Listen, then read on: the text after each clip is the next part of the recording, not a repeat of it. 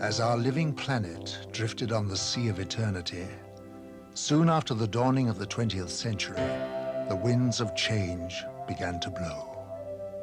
Events were to take place which would change the course of mankind forever. The atomic age had arrived.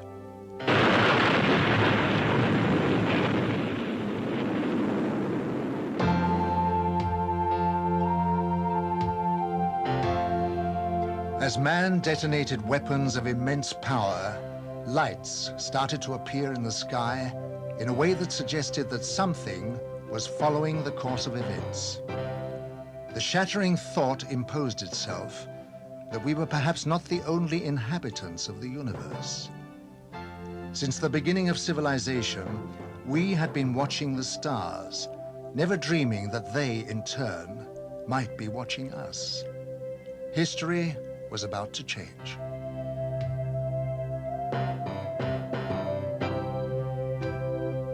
Because these lights appeared suddenly in the sky over Washington on July 20th, 1952, moving from the White House to the Capitol, hundreds of people witnessed the extraordinary event, and it left them stunned. The lights instantly jumped from one position to another. They were also observed by high military officials who knew what the lights were trying to say. The public had never seen anything like this, whereas the military had already a long history of involvement with these alien visitors, but had kept it from the public. An immediate emergency meeting was called to formulate a plan to divert public attention away from the occurrences. From that day on, it was decided to place the subject under the highest classification of security. Then came the first announcement to mislead the public made by Chief of Air Intelligence, Major General John Sanford. We can say that the recent sightings are in no way connected with any secret development by any agency of the United States. From that day on, the biggest secret of the century began. How did it all start?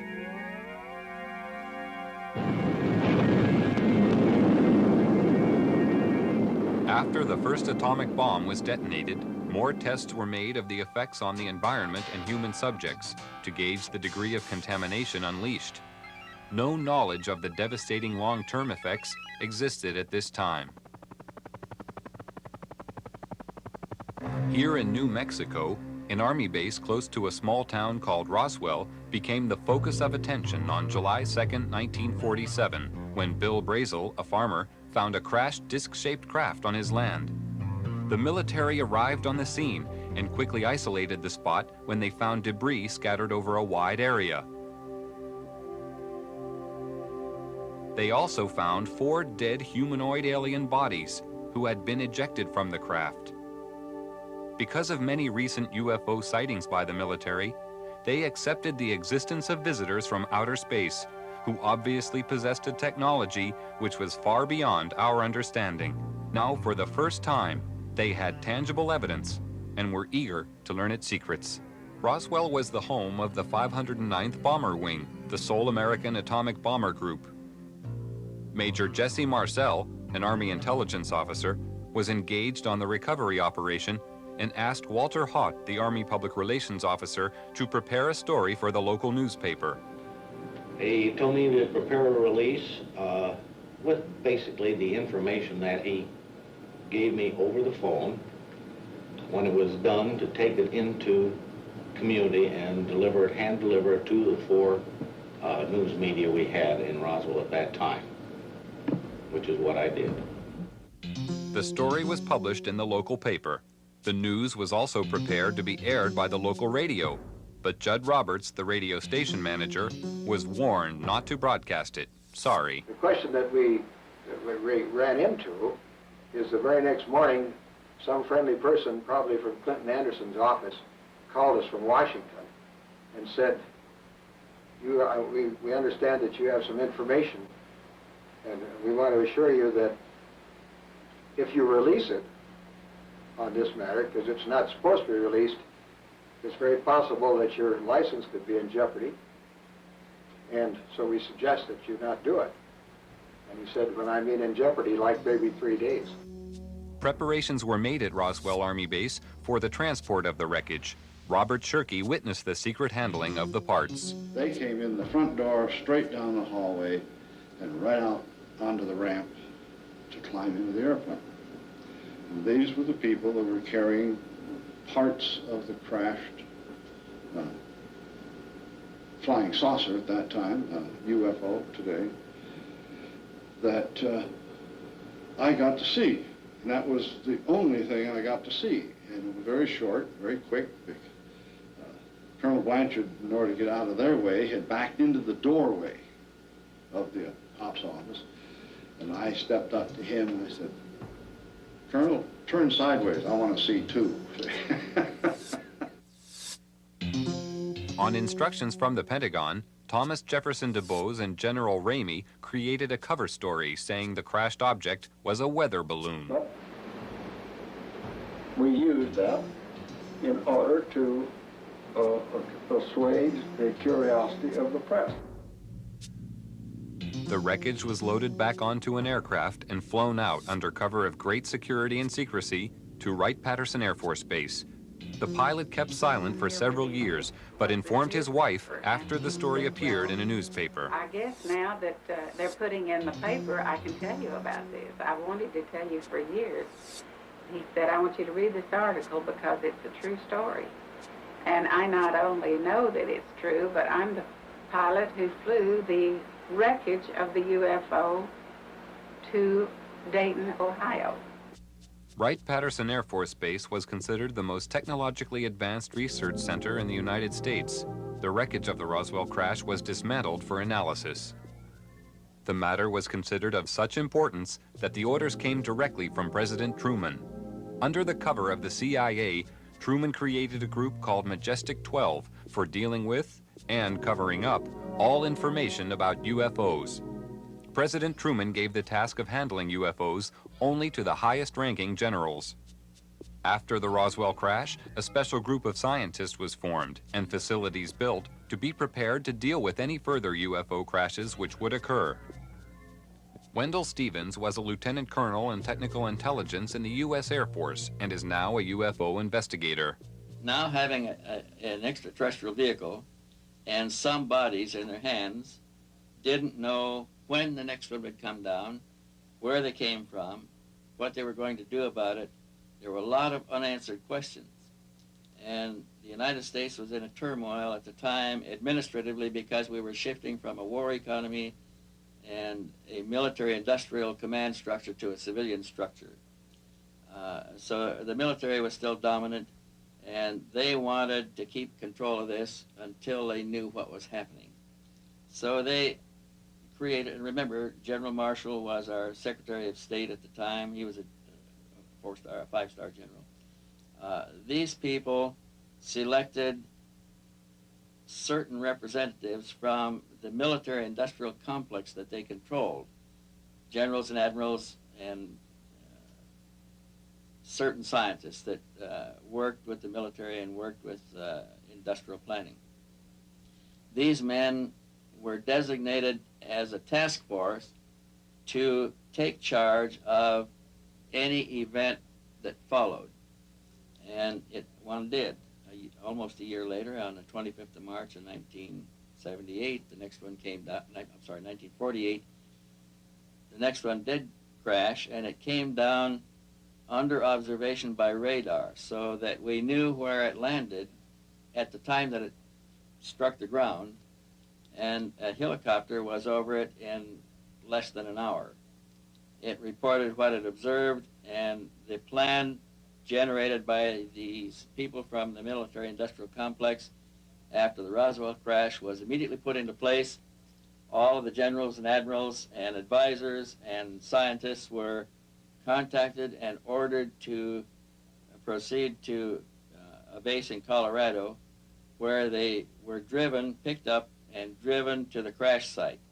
Now, all of these men have gone to the scene to see for themselves what an alien vehicle looks like, and they were going to advise General Marshall directly, who was controlling everything from a remote position from telephones, on how to proceed.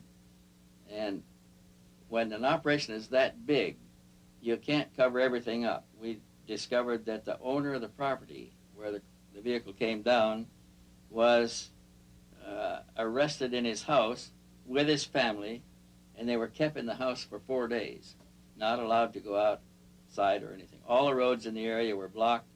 All access was closed. People that lived close enough to know something about it were kept in their houses. Now, if it never happened, then this evidence wouldn't exist. But now we are finding solid evidence that something strange did happen, and that these events actually took place. Then we found people who observed the recovery of the craft from a distance, that saw the task force moving across off roads over country to a secure military facility at Los Alamos. And with these leads, we were able to turn up other witnesses, all of whom had been sworn to secrecy by their superiors at the time they participated in these events. And only a few of them would talk to us, and only on condition that they not be identified because of their vulnerability. What happens in a case of violation of security oaths of this nature, they could lose all pay and allowances due or ever to become due. They could be imprisoned. They could be fined a lot of things that none of them could stand. Through Secretary of State General Marshall, the security of the UFO situation was intensified. A closer relationship developed between the military and Majestic 12. As time passed, the power of Majestic 12 grew stronger. Virgil Armstrong was an intelligence officer with the CIA and worked with highly classified assignments. He retired with the rank of major. I received documents which said that a UFO had landed in the middle of White Sands, New Mexico proving grounds, and that this object was inert, was under surveillance, and would be kept under surveillance until they could determine whether it was hostile or friendly. It later turned out that it was friendly in that the occupants were dead, and when we got aboard, there were 5 bodies. The bodies were diminutive in size, in other words, 3.5 feet. The largest one was just under 4 feet. 2 of them were obviously the commanding officers because 2 of them wore epaulets on their shoulders. Later turns out that they were all male. When we flew them back to Wright-Patterson, of course, the examination, physical examination, and the autopsy, of course, revealed that they were indeed all male. From descriptions given by several witnesses, the aliens have very large eyes, a small nose, and a small mouth. They are usually about 3 feet 6 inches in height and have no body hair. Now, consider, if you will, the position of the United States government at this time. They proudly thought of themselves as the most powerful nation on Earth, having recently produced the atomic bomb and won World War II with it. They had built a jet aircraft that exceeded the speed of sound in flight, or would, in October of '47. They had built bombers with intercontinental range that carried weapons of enormous destruction. Now, imagine what it was like for these same leaders, all of whom had witnessed the panic of the Orson Welles broadcast in the War of the Worlds in 1938. Thousands of Americans panicked at a realistically presented invasion of Earth. But imagine their horror as they actually viewed the dead bodies of the real aliens. Imagine their shock as they tried to determine how these saucers were powered and could discover no part even remotely similar to components they were familiar with. No cylinders, no pistons, no propellers, no vacuum tubes. It's only when you fully understand the overwhelming helplessness the government was faced with in the summer of 1947 can you comprehend their perceived need for a total, thorough, and sweeping cover-up to include the use of deadly force?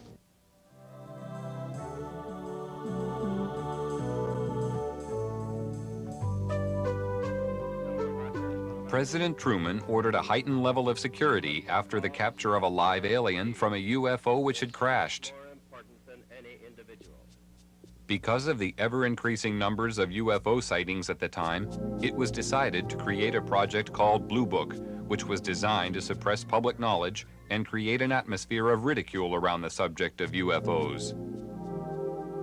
Professor J. Allen Hynek was a professor of astronomy and an astronomical advisor to the United States Air Force on their UFO educational program. And I know the job they had.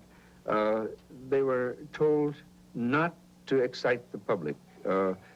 Don't rock the boat. And I saw it in my own eyes happen that whenever a case happened that they could explain, which is quite a few, they made point of that and let that out to the media. Things that the cases that were very difficult to explain, they would jump handsprings to keep the media away from it. For they had a job to do, to, whether rightfully or wrongly, to keep the public from getting excited. A live alien was captured in 1948 after a UFO crashed in America. He refused to communicate for 1 year and was given the name EBE, or Extraterrestrial Biological Entity. He later began to communicate and gave details of his home planet. EBE had a large crystal which he linked to his mind telepathically and was able to communicate with his own race. He was also able to see into the past and future and perform many other amazing feats. He told of believing in the universe as the supreme being and stated that his race lived in harmony without wars and had nearly eliminated all diseases. He said they lived to approximately 800 years of age and that their technology was far in advance of ours. The authorities were amazed by the things they were shown through the crystal. EBE was able to communicate with huge spaceships which were holding orbital positions thousands of miles from the Earth. He told them that their crafts were capable of reaching areas in the universe beyond our imagination, and that they were operated by thought control coupled to biological computers, and consequently did not have any control systems as we understood them. He talked about his planet and how their technology had created a system where everything was self-functional and did not require a workforce to operate it, and that everything was monitored from a central control system. He said that technicians were present there. He said their power source was eternal energy from the cosmos. He told them that his race didn't have a government like Earth, but a society governed by wise elders who sat in council to make decisions of policy. They did not have a monetary system because the needs of the people were catered for by the Federation, which made them all equal. At the request of the aliens, a meeting was arranged with President Eisenhower in 1954. It took place amid tight security at a secret location.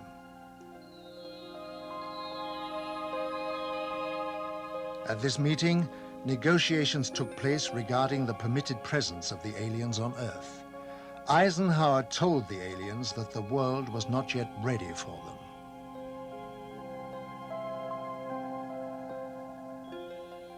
Eisenhower witnessed an alien demonstration of technology and power at Muroc Dry Lake, which is now called Edwards Air Force Base.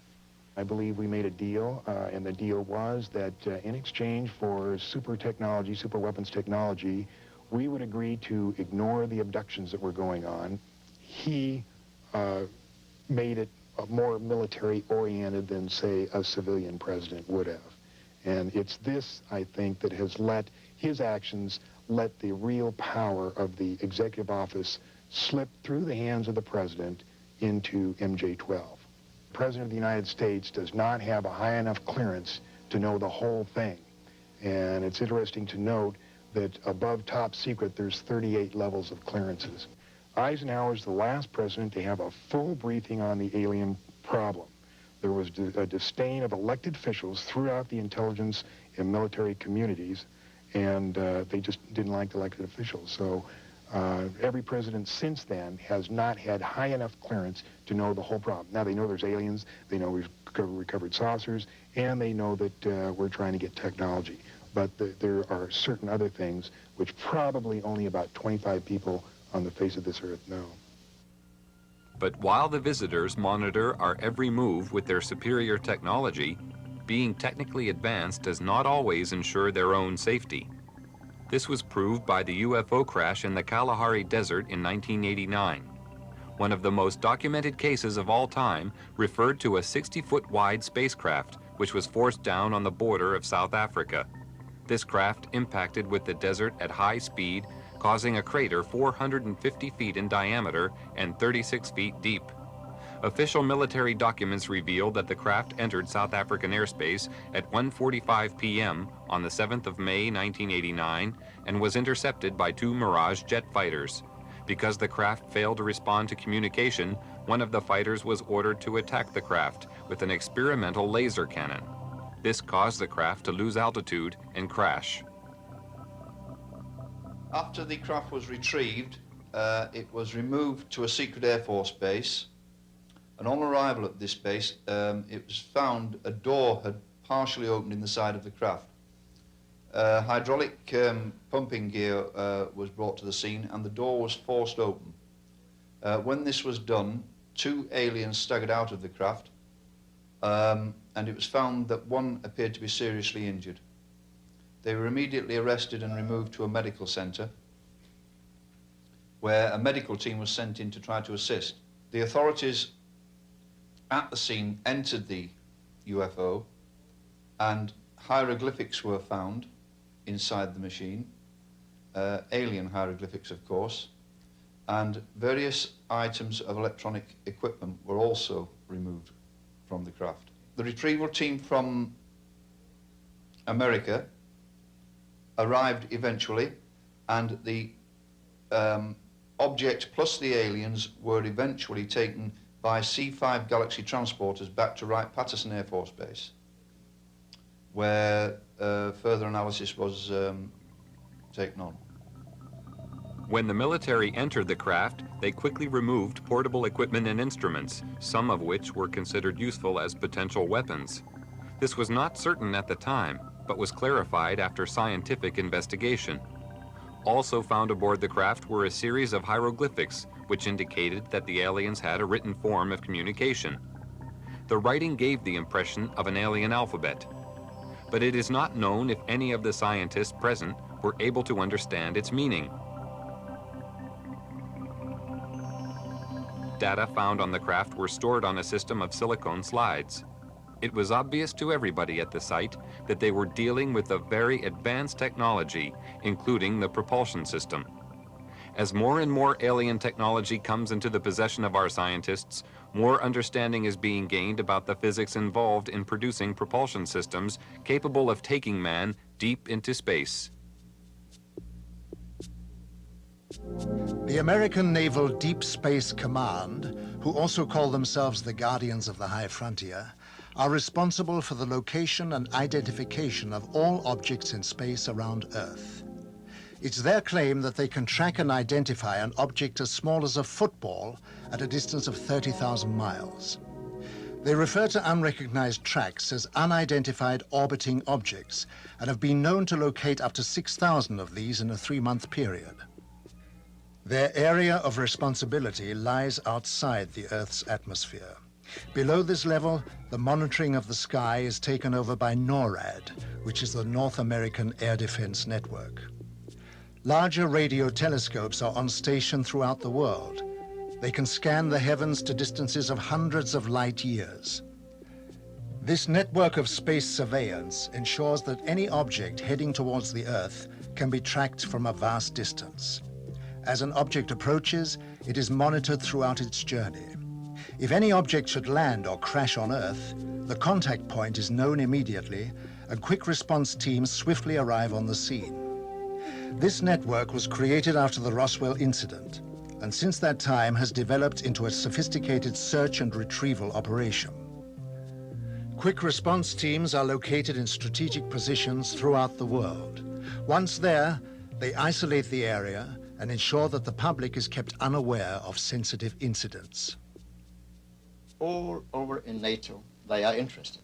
It's generals and colonels. The Americans are interested. The English are interested. Everybody knows about it. I was one in Wiesbaden with one of the squadrons down there, and I worked with a colonel. And one afternoon, I was going to nearby town. I don't remember the name. And I went to the office in civil clothes to pick up something, and he was sitting there. Hey, Major, he said, where are you going? I'm going to city. What is that? He pointed. I had my badge here with a flying saucer on my blue jacket. I said, what? That, damn it, that. I said, nothing. It's a flying saucer. I said, it couldn't be. You Americans have proven they don't exist. Shut up, he said. He took the telephone and rang. Jack, Pete, come on down. And in a sudden, we had 5 officers and himself. And we talked for 3 hours. And they knew exactly as much as I did. So everybody knows about it. And it is not illegal. And you are not disliked. I have talked with generals for hours, not on my purpose. They asked me to talk with them about it. They have received my magazine, UFO Contact, for years. So they are interested, but since the public opinion is secrecy, they can't go any further. Although many years have passed since the beginning of the UFO era, the veil of secrecy has remained to keep the public uninformed. Despite the suppression of information, millions of people throughout the world are still seeing and reporting the presence of UFOs in our airspace. And many more millions are now firm believers in the presence of extraterrestrial flying machines. They know that UFOs exist. I think what has happened over the years, the government has lied so much that they have painted themselves into a corner, and it's almost impossible for them to tell the truth today. The biggest secret in the history of mankind, and the government is not going to let this out. There is no way to get anything out under the Freedom of Information Act. In Russia, the subject of UFOs is now out in the open. Marina Popovich is a retired Russian cosmonaut and fighter pilot. During her military career, she was twice awarded her country's highest military order, Hero of the Soviet Union. She is now one of Russia's leading UFO researchers.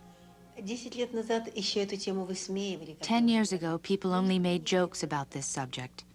Now the attitude to UFOs is very positive. The majority, 80%, think there is extraterrestrial intelligence and that this intelligence is trying to establish mutual contact with us. Now cosmonauts and pilots are more willing to report their contacts with UFOs when they have taken place. Unlike the rest of the world, the Soviet Union has an openness about the subject of UFOs. They even have a monthly television program devoted entirely to it. In the near future, university courses will also be available to study the subject. Several Soviet generals have already stated that there is no question as to what UFOs are. We know they are alien spacecraft. But at the Center for UFO Studies, we have a computerized data bank that now has more than 75,000 UFO reports on it. And what is even more interesting, they come from, by latest count, from 133 countries. When you start reeling off the countries, it sounds like a roll call at the United Nations. And even more interesting, and the just numbers themselves don't mean so much, but the thing that finally convinced me that we were not dealing with nonsense is basically the caliber of the witnesses. Many of the reports are made by highly responsible people, impeccable integrity, people in technical training, air traffic controllers and military and commercial pilots. Finally got to the point, and it took me quite some time. I finally got to the point, however, where I simply said, I can't continue to call these people deluded or nuts. They are seeing something. Something is real. The late J. Allen Hynek was an astronomer, just like I am. His background and mine are very similar. He was for many years a professor of astronomy, and so was I. And what Hynek said was, UFO research is leading us kicking and screaming into the science of the 21st century. Like Hynek, I sought to debunk the reality of UFO phenomena, and like him, discovered just the opposite. Technology has advanced rapidly over the past 50 years for all the world to see. But in secret locations, amid tight security, the true advance of technology is hidden from public knowledge. From one such location came the stealth bomber. This futuristic aircraft is the only type known which has the ability to fly into radar-protected areas unobserved, almost without sound, to perform whatever task is necessary. The technology used in the production of the aircraft is a giant leap forward from conventional technology, and the question has to be asked, where did it come from? At one super-secret US government test facility situated in the Nevada desert, strange glowing lights are regularly seen performing aerobatic displays which are far beyond the capability of our known aircraft. They seem to be intelligently controlled. Can this be yet another example of some secret, very advanced technology? Or are the authorities hiding some exotic foreign contrivance? Here at Area 51, also known as Dreamland, is the most highly protected and secret facility in the whole of the United States.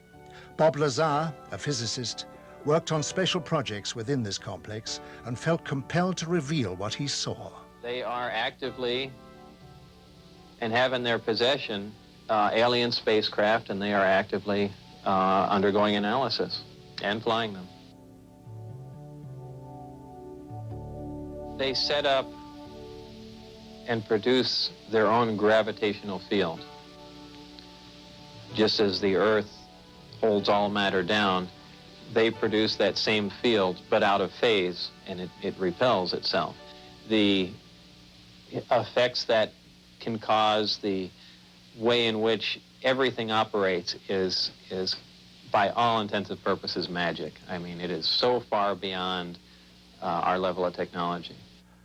Why is such technology available only to the few and not to the whole of mankind? Have we the right to know? Are we ready for it yet? Or is the race for technological advantage more important? Why keep a secret about probably one of the most important events in history, that there's been contact from an alien civilization? It's a significant event in history, more significant than anything. With the tremendous distances involved, travel to the stars would seem impossible. But with man's endeavor and resourcefulness, these problems will be overcome as they always have been in the past. Scientific estimates tell us that there will be a breakthrough in space travel in the near future. When the boundaries of distance break down, the Earth will become our home, the universe, our world. If NASA has its way, many of the next generation will be residents of Mars, and the move towards this has already begun with the development of a space station. This was the essential first step towards making man a citizen of the universe. What is really the long-range purpose of the space station? And we have worked on that question for a long time in NASA. We have started in the early 60s under the guidance of Dr. Werner von Braun and others to look at long-range goals beyond the moon, beyond Mars even. And only recently, in fact it was July 20th, 1989, the 20th anniversary of the landing of Apollo 11 on the moon, that President George Bush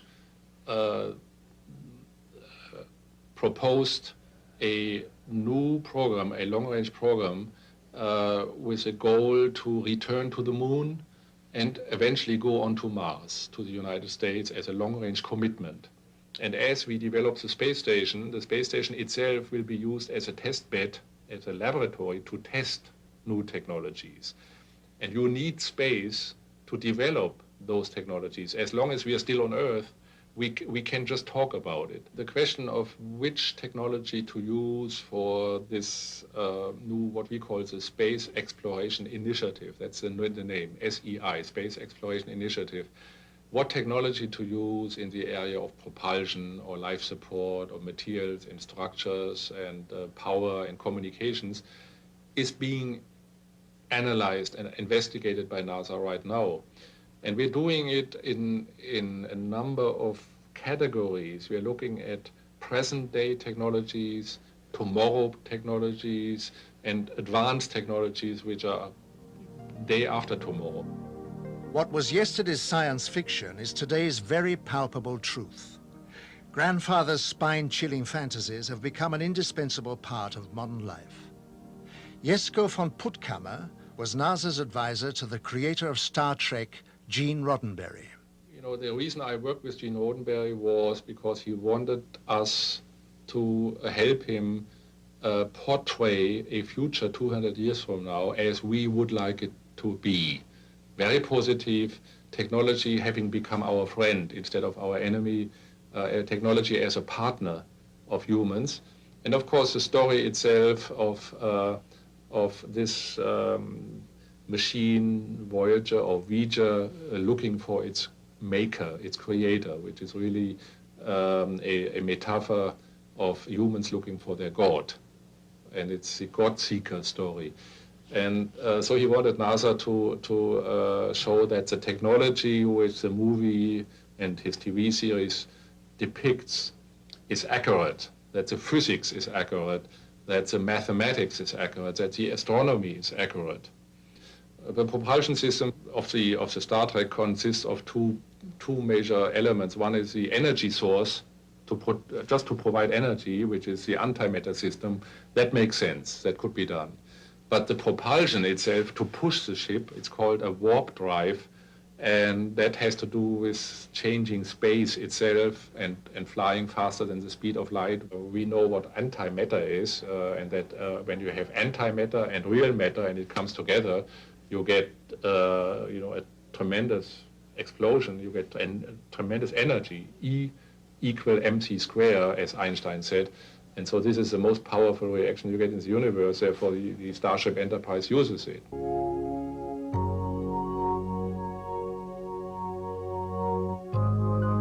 The message from the alien visitors is becoming clear.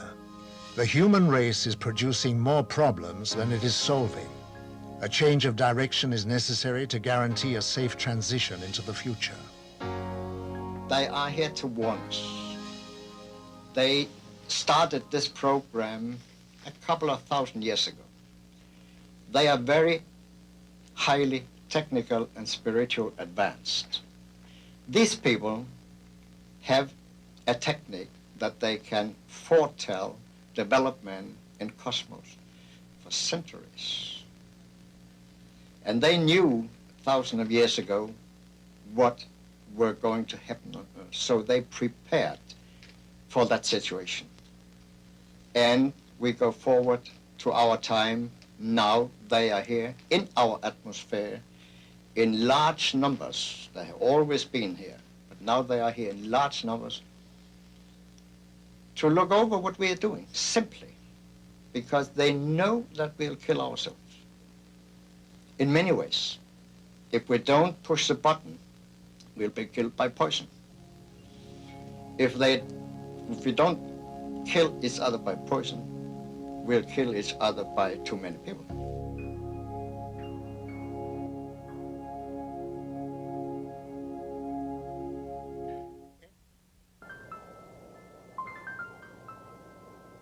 Earth, the gem of the cosmos, a living, breathing miracle of creation, the home of mankind, a partnership of dependency and loyalty to each other. The passing of time saw man forget his loyalty. He began to poison and suffocate his planet because of his growing need for power to fuel his technology. A scientist of great wisdom and vision, Nikola Tesla, foresaw this danger and offered the world his discovery of the magic wave as pollution-free energy. His offer was rejected. Tesla gave you multi-phase power, he gave you AC power, the practical transmission of electrical power, the rotating electromagnetic field that made motors and generators possible. And so he literally helped you bring in the electrical 20th century. Had it not been for Nikola Tesla, your cities would still be dark, you still would not have electric power, and you'd still be struggling around in the dark. So yes, Nikola Tesla was important to us. Had we listened to Tesla about the other parts of the magic wave he had discovered, he would have given us cheap energy. I delivered a paper in Ottawa, Canada, where I gave the actual mechanism by which his amplified transmitter, his magnifying transmitter, actually worked. There are over 1,000 papers in the scientific literature that show that mechanism is real. It would have worked, and he could have given the world cheap energy. You could not, however, have had a power meter on that you sell it to folks. They could have tapped it cheaply and freely just for building the antennas and putting in the taps. And so the powers that be suppressed Tesla and Tesla's work because of the fact that he was going to get the power meter off of your power. He would have given you cheap energy and cheap power and clean power.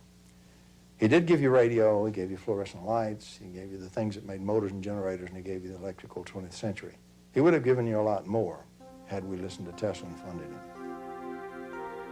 Tesla's advanced knowledge of the laws of electricity and magnetism, combined with his ability to put them into practice, gave him foresight into the next generation of electronics with regard to light and its structure.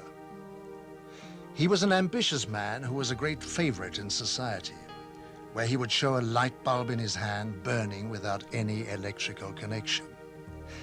Tesla said, "I could only achieve success in my life through self-discipline, and I applied it until my wish and my will became one." He was a magnificent genius, and had he been funded to continue his work, the world would have been 100 years further in science than it is today. Here some 80 years later, so to speak, after the collapse of his magnifying transmitter, and here we are trying to rediscover what Nikola Tesla was doing right at the turn of the century. And so we're almost a century behind where we should be. That's the importance of Nikola Tesla. Progress is the process of moving forwards and not backwards. It is a combination of achievement and forward vision which serves its creator without fear of unforeseen consequences. There can be no progress if these rules are not observed. People always back something they call progress without giving it a proper definition. I think technical innovation is not progress by a long way. Technical innovation can only be progressive when it is combined with a step in the direction of humanity, and it's just that I miss. Nuclear power stations are not progress. Because of this monstrous gigantomania in the buildings and the walled-up concrete areas and the risks, you are here playing with a fire that can't be put out, and the risks are extremely inhuman. And so these gigantic buildings are put up, and especially the military-industrial building complexes, which in the end all lead to the scars of this pseudo-progress, practically destroying the natural foundations of human life. And so that the whole of society becomes, in effect, a society of chaotic beings that will lead to global suicide.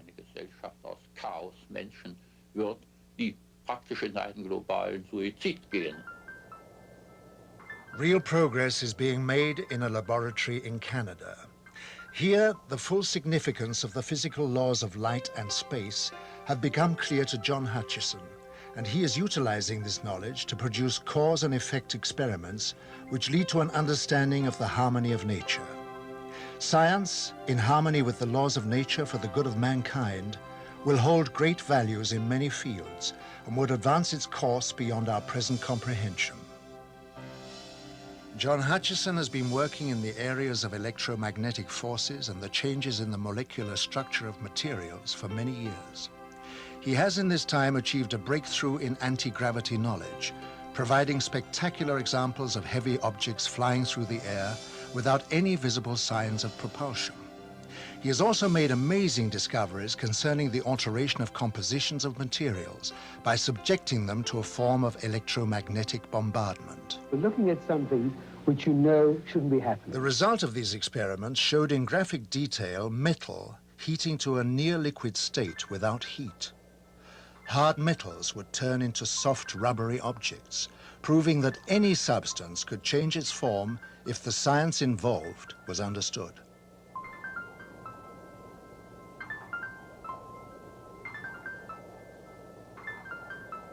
I immediately realized that this had tremendous significance. It had significance in space, it had military implications, and its understanding could possibly open up a whole new energy source.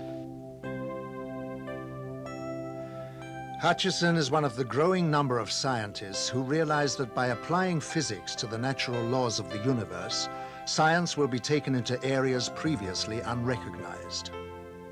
John Hutchison's achievement will give science a new momentum as it moves into the next century. The technology that we are aware of is quite staggering anyway. But then there is also the technology which the governments are putting together, which we don't know about, and they've obviously got their own reasons for their secrets. But if we had any comprehension of how advanced this technology was, then I think people would then begin to realize that even our own people are far more advanced than they would believe. And once they can realize how wrong they were in this direction, then they can start to wonder, well, if we are as advanced as this and we'd no idea of this, is it not feasible that there is something out there which is more advanced than this? And perhaps all the technologies which are being put together at this moment in time are catching up on our alien friends, which I very, very much doubt. But I'm sure that is the reason this technology is being put together. You've got to realize that things are not always as they seem. And once we can get out of this thinking, out of this box we're in, that there is something more than what we are being taught, what we have learnt. There are things outside the scope of this. Then I think you'll begin to see the potential for people from out there visiting us. And not just now, not newly visiting us, but have been visiting us for hundreds of years. The truth about UFOs may be painful for us to face, and this might provide a continuing rationale for the government to maintain secrecy. But the truth will and must be known eventually. Continuing our denials and fears, in my opinion, are only adding to the problem. We are all in this together. In a time of opening relationships with the Soviet Union, we have the potential for radically demilitarizing our foreign policy, reallocating those resources toward preserving our planet and opening ourselves to the global village. Part of that new reality is embracing the unknown and the possibility that we have visitors beyond the Earth or beyond our dimensions of time and space. We must enter our new openness in peace and without recrimination. Our government of the people, by the people, and for the people needs to be involved in the process, not as a hostile, separate, secret unit. I therefore advocate an orderly, non-vindictive congressional investigation of UFOs and a change in government policy on supporting research in these and other phenomena. The late philosopher Joseph Campbell once said that we are living in a time in which our ignorance and our complacency are coming to an end.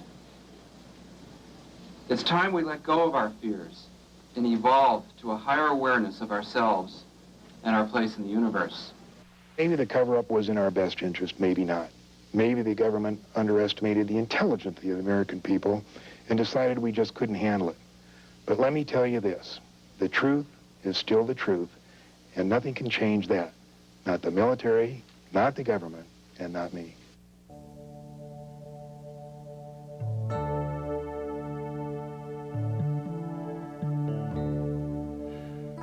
Although mankind has been faced with many crises throughout history, he has always been able to overcome them.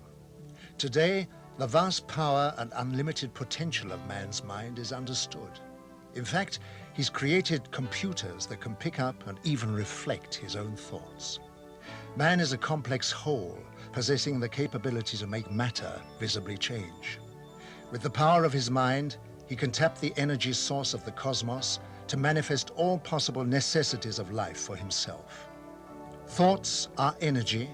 Energy influences matter. The technology involved is one of peace as it eliminates war. And it's only a matter of time before everyone discovers this ability. If we can create in the laboratory, without any doubt, a mind-over-matter interaction that's a few parts in 10,000, certainly all you have to do is extrapolate that a little bit to come up with a mind-over-matter mastery that could happen later in our own development, and certainly what seems to be true in some of the UFO visitations. And of course also we have various case studies like Sai Baba being able to materialize and dematerialize things in his hand, or various forms of levitation. These are all things that are very real. They're not, drummed up by people. It's just that our ability to face that reality has been quite compromised. I should have known all along that the so-called new physics, in a way, actually makes all of this possible. That in a way, we physicists have kind of forgotten what we're all about. Einstein one time said that the whole purpose of science is to awaken the cosmic spiritual feeling. And we scientists are among the last to embrace that.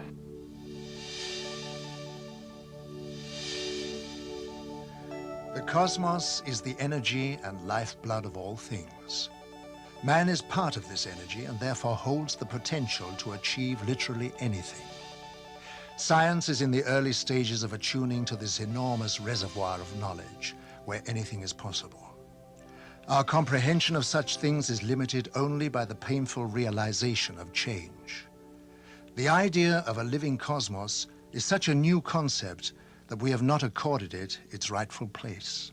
Contrary to the popular view, it can be shown and conclusively proved that structures, that has an internal structure of incredible order and beautiful order. It's filled with electromagnetic waves going in bidirections. Pick a frequency, there's a wave going in one direction and a wave in the other direction. The wave that's going backwards is an anti-wave. It's a time-reversed wave.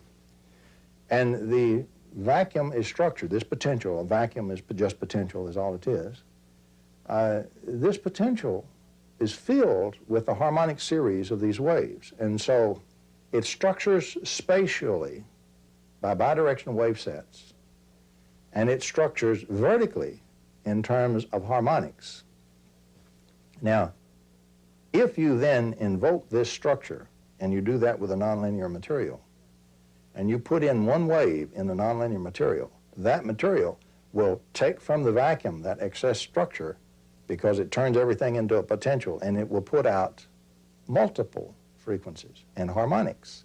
That's what nonlinear materials do.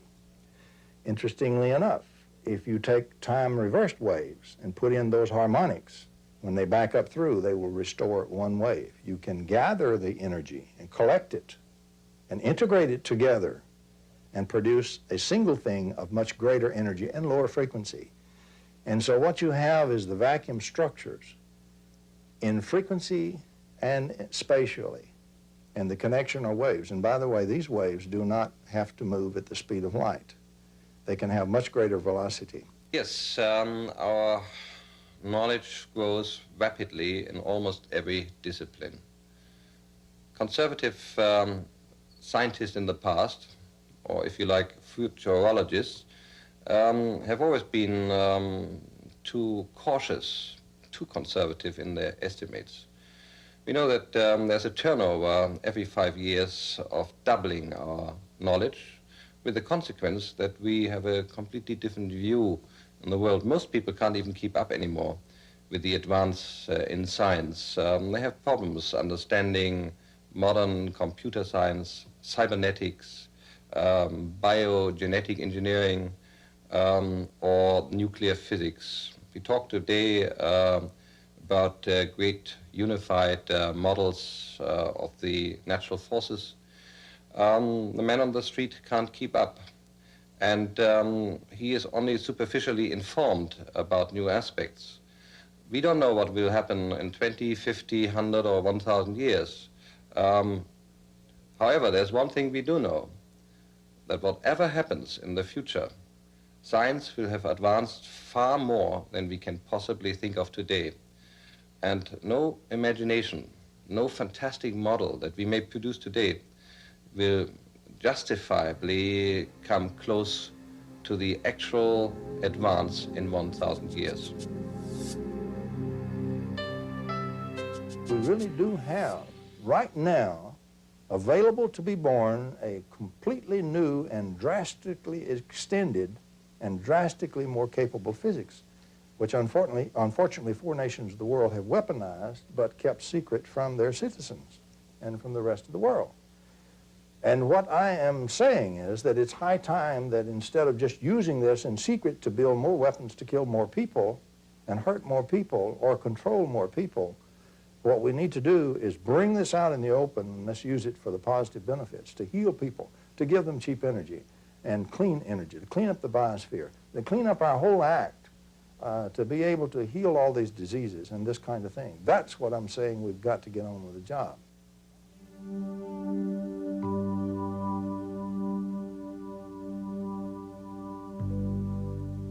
Life on your Earth is dependent on new sciences and technology to achieve advancement.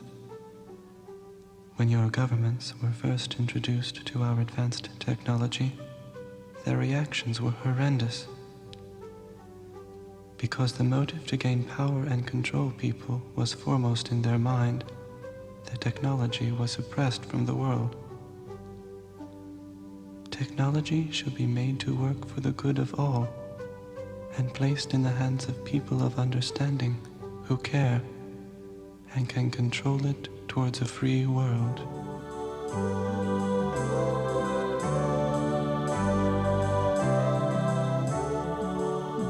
I think the first point in overcoming any difficulty or any problem or any crisis is to have the faith that something better is possible. Without faith, without trust that it can work out better, without the vision of something greater, it won't happen.